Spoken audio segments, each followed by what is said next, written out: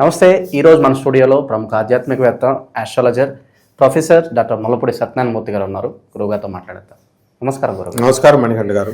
గురుగారు, నవంబర్ మాసం, విశేషంగా కార్తీక మాసం, కన్యా రాశి వారికి ఎలాంటి అదృష్టాన్ని ఈ నెల తీసుకురాబోతుంది? ఓవరాల్గా వీళ్ళు ఎలాంటి జాగ్రత్తలు తీసుకోవాలి, ఎలాంటి పరిస్థితులు వీళ్ళకి ఎదురవుతాయి అంటారు ఈ నెల? కన్యా రాశి వారికి భార్యాభర్తల మధ్య బాధ తప్ప, ఏదో ఒక డిస్ప్యూట్స్ ఇలాంటి బాధ తప్ప ఆర్థిక ఇబ్బందులు లేవు.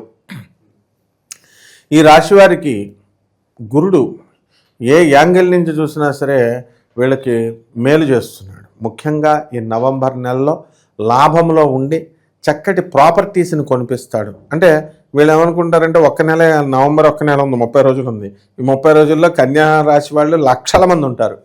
ఈ లక్షల మంది కూడా మేము రిజిస్ట్రేషన్లు చేయించుకుంటాం, మాకు వచ్చేస్తాయి అన్నారు అని అనుకోకూడదు. ఎవరైతే చక్కగా ప్లానింగ్ ముందు నుంచి ఉండి డబ్బులు సంపాదించుకొని పెట్టుకున్నటువంటి వాళ్ళు ఉన్నారో అటువంటి వాళ్ళు ఒక అసెట్ను కొనుక్కోగలుగుతారు. ఇక మిగతా వాళ్ళకి పరిస్థితులు సంపాదించుకోవడానికి ఎక్కువ అవకాశాలు గురుగ్రహం కల్పిస్తుంది. అలాగే ఈ యొక్క కన్యా రాశి వారి గత నెల కంటే ఈ నెలలో అధికమైనటువంటి ఆదాయం పెరుగుతుంది. అండ్ బ్రహ్మాండమైనటువంటి ఖర్చులు ఇవన్నీ కూడా చేస్తారు వాళ్ళ ఫ్యామిలీకి. ఎవరైతే వృద్ధులైనటువంటి తల్లిదండ్రులు ఉన్నారో అటువంటి వాళ్ళకి అత్తగారు మామగారులకు కూడా ఈ కన్యా రాశి వాళ్ళు వాళ్ళను చూసుకోవడం అనేటటువంటిది జరుగుతుంది. అలాగే కన్యా రాశి వాళ్ళు సంతానం లేనటువంటి వాళ్ళకి సంతానం కలుగుతుంది. ఇలాంటి లివింగ్ ఇన్ రిలేషన్స్ ఉన్నటువంటి వాళ్ళు జాగ్రత్తగా ఉండాలి. తర్వాత ఈ ప్రేమ వ్యవహారాల్లో సక్సెస్ అవ్వడానికి అవకాశాలు అధికంగా ఉన్నాయి. అప్పులు కొత్తగా పుడతాయి వీళ్ళకి. అలాగే గతంలో అప్పులు చేసినటువంటి వాళ్ళంతా కూడా అప్పులు తీర్చేయడానికి అవకాశాలు ఉన్నాయి. తర్వాత బంధువులందరికీ కూడా సహాయం చేయడానికి కన్యా రాశి వాళ్ళు ముందుకు వస్తారు. మంచి గురువులను పట్టుకోవాలి, మంచి లిటరేచర్ని పట్టుకొని జాగ్రత్తగా మంచి గురువు దగ్గర మంత్ర అనుష్ఠానం తీసుకొని వీళ్ళ కనుక చేసుకున్నట్లయితే తప్పకుండా ప్రమోషన్లు రావాల్సినటువంటి వాళ్ళందరికీ కూడా ప్రమోషన్స్ వస్తాయి. ఆఫీస్లో లంచాలు తీసుకుంటూ దొరికిపోయినటువంటి వాళ్ళు కూడా మళ్ళీ ఉద్యోగాల్లో కొత్తగా రీఇన్స్టేట్ అవ్వడానికి అవకాశాలు ఎక్కువగా కనబడుతున్నాయి.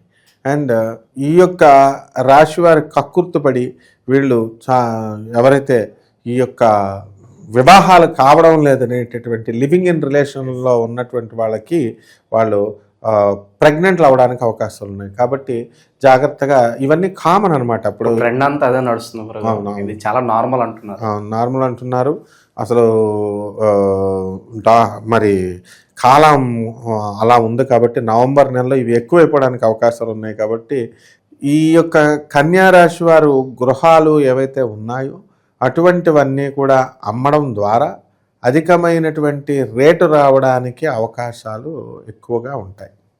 కాబట్టి ఈ విద్యార్థులు ఎవరైతే కన్యా రాశిలో ఉన్నారో అటువంటి వాళ్ళందరికీ కూడా మంచి మార్క్స్ రావడానికి అవకాశాలు ఉన్నాయి. ఓన్లీ థింగ్ ఏంటంటే స్టూడెంట్ కొంచెం కష్టపడాలి, అదొకటే తేడా. ఆ రకంగా ఈ కన్యా రాశి వాళ్ళు అనుకున్న పనులు అనుకున్నట్లు సాధించుకోవడానికి అవకాశాలు ఉంటాయి.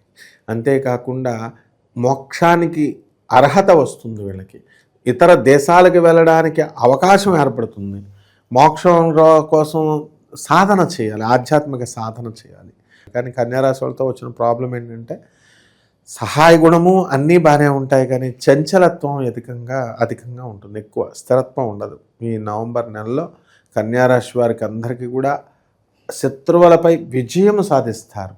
అండ్ సప్తమే కళత్రపుత్రత్వ శత్రుత్వ కారణాయ నమః అన్నారు. సప్తమంలో ఉన్నటువంటి శనిగ్రహ ప్రభావం వలన వీళ్ళకి భార్యాభర్తలతో డిస్కషన్స్, ఈగోలు హర్ట్ చేసుకోవడము, పిల్లలకి నువ్వంటే నువ్వు అని చెప్పి ఇలా చేసుకోవడము, ఇలా ద్వారా మీకు ఇవన్నీ కూడా విద్వేషాలు ఇవన్నీ కూడా రావడం జరుగుతాయి. సో ఇన్వెస్ట్మెంట్స్ పరంగా ఏం చెప్తారు వీళ్ళకి? వ్యాపారస్తులకి ఏమైనా సూచన ఉందా?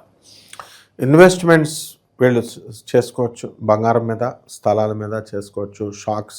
స్టాక్ ఎక్స్చేంజ్ల్లో కమోడిటీస్ మీద ఆడుకోవడము అది పెద్దగా సాహసంతో కూడినటువంటిది.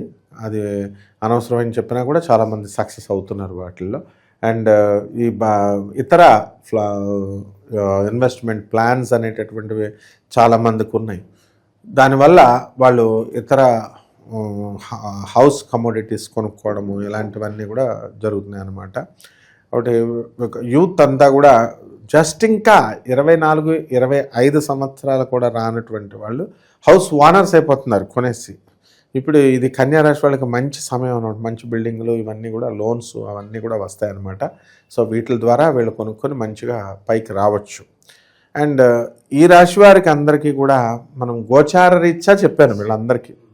మరి గోచార రీత్యా చెప్పినప్పుడు ఆ పాప హోప్ పెట్టినట్టు ఉంటుంది కాబట్టి అందరూ మేమంతా ఇల్లు కొనేసుకుంటాం ఎట్లా అనుకుంటారు. మరి డబ్బులు లేకపోతే ఎక్కడి నుంచి కొంటారు? బిల్డర్ ఏమన్నా మనం చుట్టమా? కాబట్టి అసలంటూ ఆ యోగం ఉందా లేదా, మనకు పెళ్ళిళ్ళు ఎప్పుడవుతాయి, తర్వాత డైవర్సులు కావాలని తప్పేం లేదు. డైవర్సులు కూడా కావాలన్నవాడు తీసుకోవచ్చు. కోర్టులు ఉన్నాయి, పోలీసులు ఉన్నారు చక్కగా.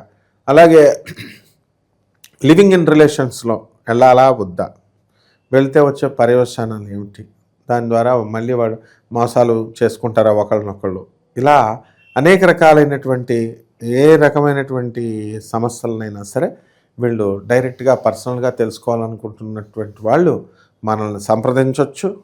ఆ బెజవాడ కనకదుర్గమ్మ తల్లి యొక్క అనుగ్రహం వలన మనం వాళ్ళకి మ్యాక్సిమం మనం చెప్పగలుగుతాం. ఎందుకంటే ఎక్యురేట్ అండ్ ప్రెసైజ్గా అండ్ నాసా రిపోర్ట్స్ని బేస్ చేసుకొని మోడర్న్ సైన్స్ని ఏన్షియంట్ సైన్స్ని బ్లెండ్ చేసి మనం సహాయం చేయొచ్చు మనం వీళ్ళందరికీ కూడా. So those are interested can consult us. ఓవరాల్గా ఇక మరి కార్తీక మాసం సంబంధించి ఎలాంటి పరిహారాలు చేసుకుంటే ఏమన్నా కష్టాలు ఉంటే అన్నీ పోతాయి అంటారు గురుగారు? కార్తీక మాసంలో మనము ఏంటంటే ఈ యొక్క శివ అభిషేకం ముఖ్యంగా, తర్వాత మారేడాకు, రాయలసీమలో మరమరాలతో ఉప్మా చేస్తారు, దాన్ని పూహా అంటారు. పూహా నైవేద్యంగా పరమేశ్వరుడికి పెట్టడం కర్ణాటకలో కూడా చేస్తారు ఇవన్నీ కూడా. అలాగే స్వామివారికి ఓం నమ శివాయ మంత్ర జపం, ఇలా శివుడికి సంబంధించి అనేకమైనటువంటి మంత్రాలు చాలా ఉన్నాయి. ఒక 1000 మంత్రాలు ఉంటాయి. అందులో షేం శివాయ నమః స్వాహ అనేటటువంటి మహామంత్రం కూడా ఉంది. దీన్ని చేసుకోవడం వల్ల శిరస్సుకి వచ్చేటటువంటి వ్యాధులు రావడానికి అవకాశాలు ఉన్నాయి వీళ్ళకి, కన్యారాశి వాళ్ళకి. ఎందువల్లంటే ధనస్థానములో అలా వాక్కు స్థానములో రవి రాబోతున్నాడు. అందువలన శిరస్సు సంబంధమైనటువంటి ఈ యొక్క సమస్యలు ఏవైతే రాబోతున్నాయో అవన్నీ కూడా పోతాయి అన్నమాట. గోధుమల రొట్టెలు తయారు చేసి వీళ్ళు కుక్కలకి పెట్టడమే కాకుండా మనుషులకు కూడా వీళ్ళు పేదవారికి అందరికీ కూడా చపాతీలు దానాలు చేస్తూ ఉండాలి. ఒకరోజు కాదు, డైలీ చేస్తూ ఉండాలి వీళ్ళు కుదిరినప్పుడల్లా. అలాగే రవికి మనకు బాగుండలేదు కాబట్టి రవి జపం చేసుకోవాలా, రవి స్తోత్రాలు చదవాలా. రవికి కిలోంపావు గోధుమల్ని ఎరుపు రంగు వస్త్రాలనిచ్చి పేద బ్రాహ్మడికి మనము ఆదివారం నాడు ఉదయం 6 గంటలకి దానం చేసుకోవాలి.